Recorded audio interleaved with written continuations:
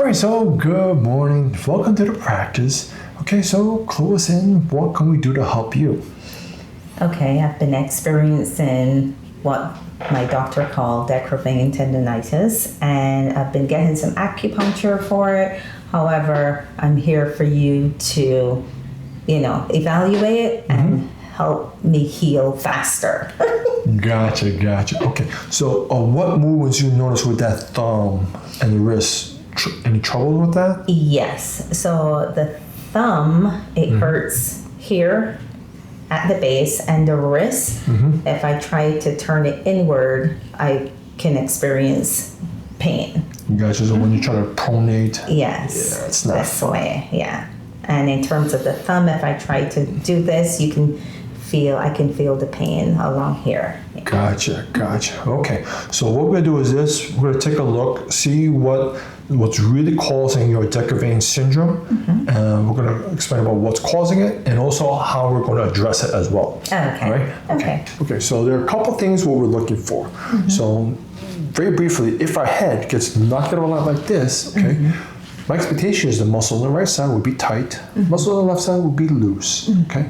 Because your body's trying to realign it like this. So another component is that when it gets knocked out of line like this, your body is also introducing more fluid in the area that's trying to stabilize it. Okay, so that's what I'm gonna look for. I'm looking for muscle tightness. Okay, there's muscle spasms, and also the edema, the fluid in the area.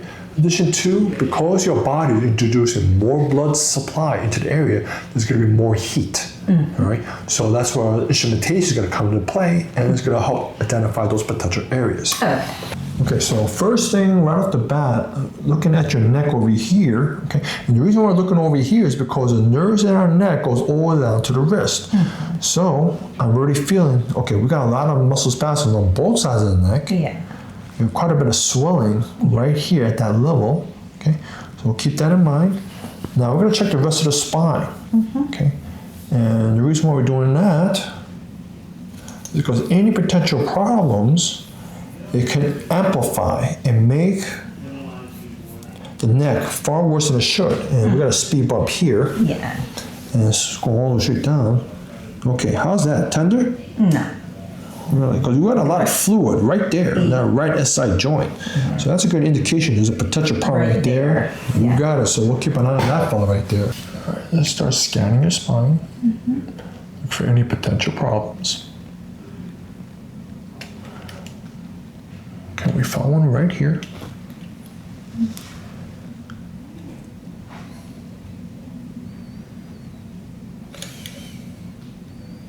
Got one right here. Look at that. Got one heck of a reading right there. So, now overlaying your x-rays with the data we're accumulating here, see that? The left hip, I can move it. See your right hip. See, it just gets stuck. Feel that right there? Yeah. That's not a happy camper right there. Okay. There. Now here's the other thing too. That's also very swollen. We also got a reading here at that fifth lumbar. Yeah, right there. That doesn't feel fun either. Okay, but this is not fun either. And definitely not the neck, I'll tell you. And we're just checking for that edema. And we're checking everything, how they're moving. How's that feel right there? Doesn't feel peachy, huh? No. Nah, it's right there. That's in trouble. That fits cervical. Let's piece everything together. So we're talking about your history, where you have Quervain syndrome, and you have you have a previous injury to the wrist, okay, where you fractured it, okay. Yes. And on top of all that other, traumas over the years, yeah. So now it comes down to, it says, okay, how can we deal with that, okay? So Quervain syndrome is actually two parts, okay, that what causes it. Number one is the mechanical misalignment. Now I'll show you this on the x-ray. This is, of course, that old fracture we got going over here because it's not smooth over here, okay? So we had that fun part. We also have your lunate bone, okay? It's tilted this way. When it should be, I want to see a rainbow arc over here. Yeah. I see the break in that rainbow here. So we got that component as well. and this thumb over here, it's misaligned that way. Yes. That's not helping either. So when we stress and misalign all your bones over here out of alignment, we have a sheath that goes right through over here.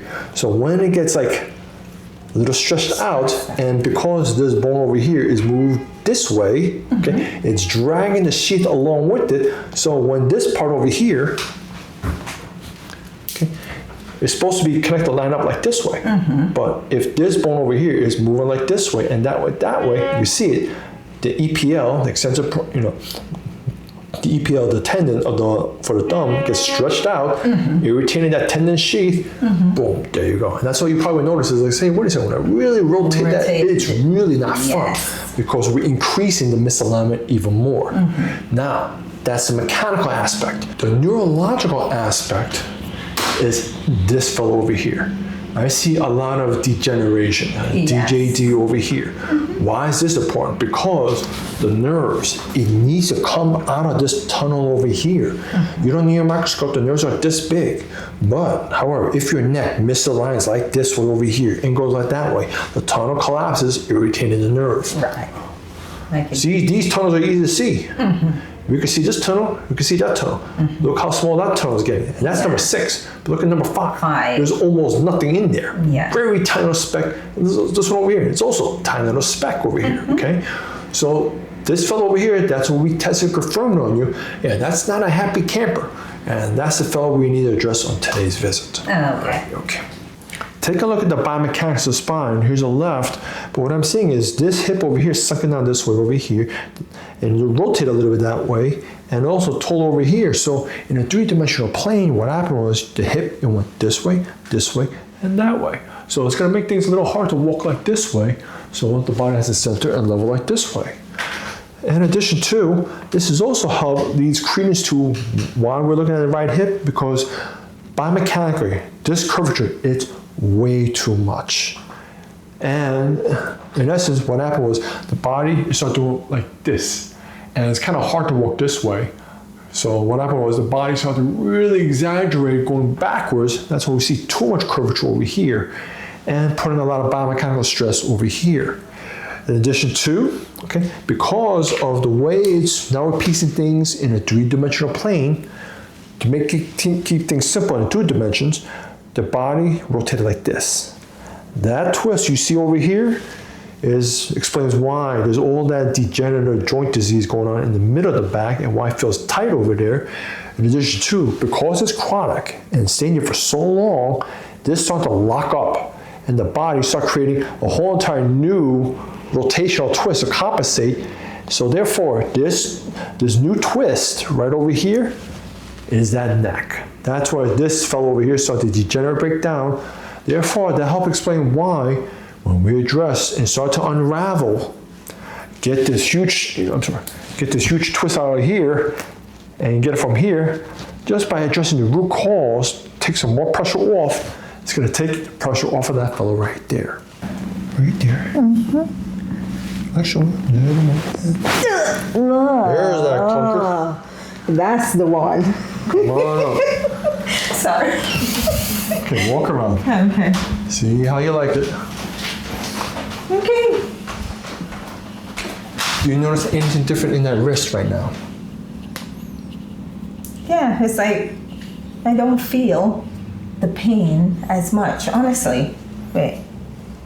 I can feel here, right? Right there. Can just here, yeah. How much improvement would you say from the wrist alone? Well, it actually feels much better than it has felt in weeks, honestly. Pretty crazy, huh? Just by doing the hip and back. So the reason why that's happening is because your hip itself, the right hip, it was rotated like this.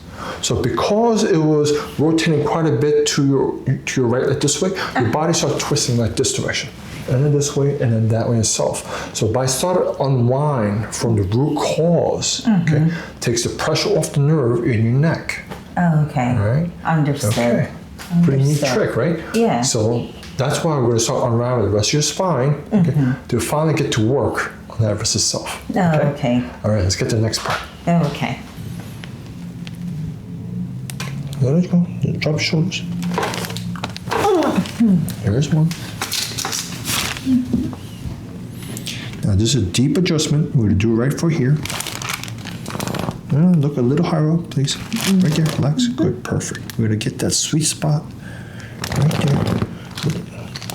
Gonna free up that nerve to your wrist. Let go of the shoulders.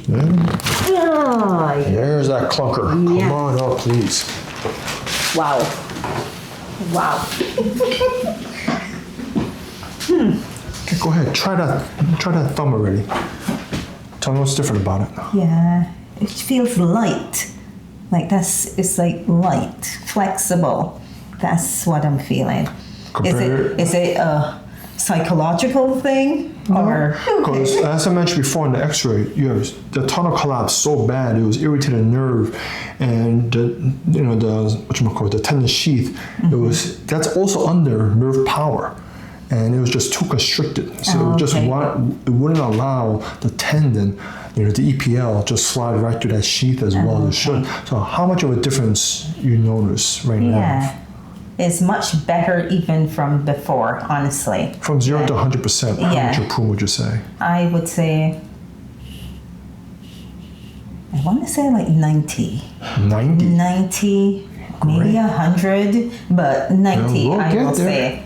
The one thing I did notice that when you did this and I stood up, it was as though my brain kind of like opened up a little bit. I don't know what that, like lighter, I felt lighter in the head. It's great too because that particular subluxation, that misalignment, it's not just a one-way highway where your brain going into that wrist, it's a two-way highway, okay? So therefore, it's finally getting all that data in and out into your brain. So that's what I feel like, there's a rush of information. Yeah. Like the that's process. what I felt. Nope, I'm feeling this ball bearing, okay? Oh, there it is. It's very tiny, right there. We have to adjust that ball. I need to feel where did that liquid ball bearing shifted. And it's right here, this angle. Okay, relax your shoulder. I'm gonna give a nice little nudge. Just like that. Okay, come on up, please. Okay, go ahead. Oh, no, face the other way. Face the other way. Okay, go ahead. Touch the hand now. Yeah. What's different about it now? My opinion, it feels great. Let me see. And I bend it like this. Because I didn't have a lot of flexation here, but now, even opening my fingers like this is not painful at all. Let's see. Yeah. Okay, grand finale. Yeah. Let's do the rest. What's the rest? First things first, we check the integrity. See, this elbow is stable. Your radius is out, and yes, this is out. Big time. It's not moving. Okay. It's supposed to move. See, I can only move up. It ain't moving down. Lunate, just want to figure. That's not moving too well either. Capitate slightly out, but your thumb is locked. So first things first. Okay, I'm gonna pump this up because I know this is your old fracture many years ago. Pump it up, just prepare it. Don't worry, I got you. Okay. We're gonna make this a happy camper. Okay. And you could kiss that Quervain syndrome goodbye. Okay. Not too bad, right? No, not too bad. Now I'm gonna set that lunate a little more in this place, right? Okay. There. The thumb. I'm gonna set this. See, it's moving better already. The thumb. Okay, but it's still locked right there. So I'm gonna set this right here. And also, okay, there it goes. A little more motion. Okay, now here's the thing though, okay? You still have quite a bit of nerve dysfunction in here because that's why it's not fully letting go completely. I'm feeling like a bit of not grinding, but it's almost like that. Exactly, that's what I'm saying. We just need to really open up that tunnel in your neck, get some more nerve function in here so we can finish the rest. Right now, we're only getting about 75% of the misalignment corrected today. That's the best we could do in today's visit. Okay.